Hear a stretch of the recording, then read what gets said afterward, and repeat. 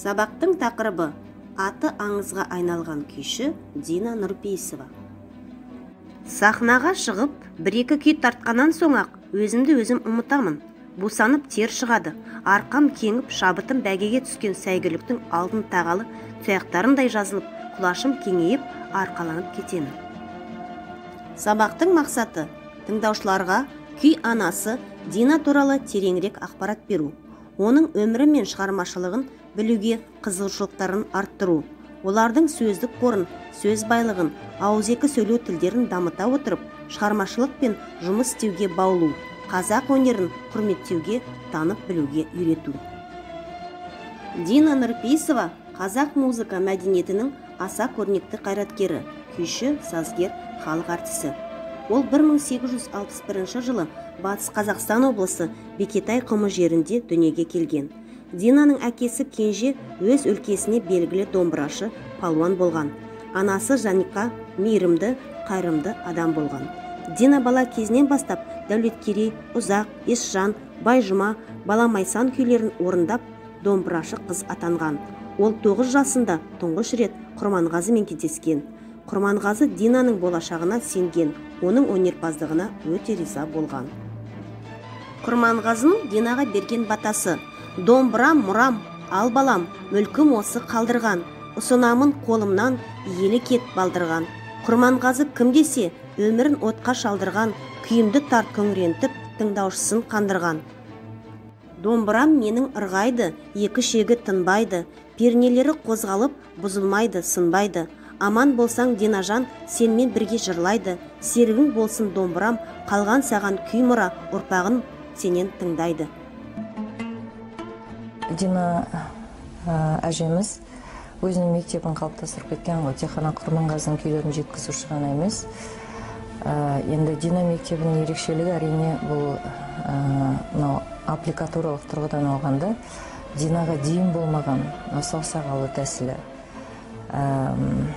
Екі саусақпен өте арасы қашық интервалдарды алу. Сонымен қатар оң қолдың ерекшелігі.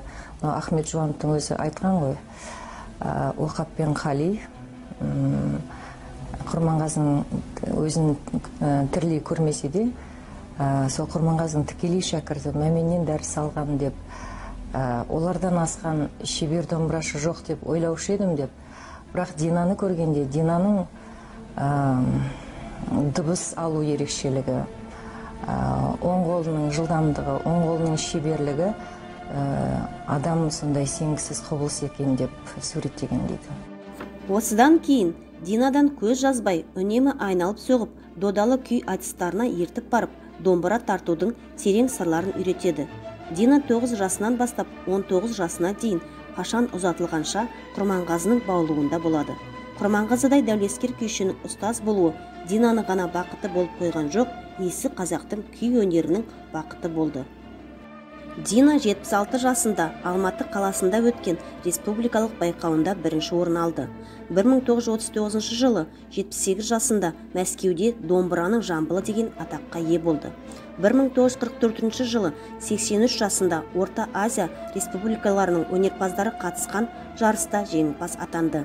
Динаның күйлері табиғат, халық өмірі, тарихи оқиғалар, қазақтың салт дәстүрлері туралы. Күйлері әсем қоңыр, бұлбұл, жеңіс, набор, тойбастар, 8 март, шынар, тағы басқалар. Дина апамыз Құрманғазы күйшіге берген антын сонымен бірге аналық парызында орындады. Құрманғазыдан алған асыл мұрасын халқының қымбат қазынасына қосты.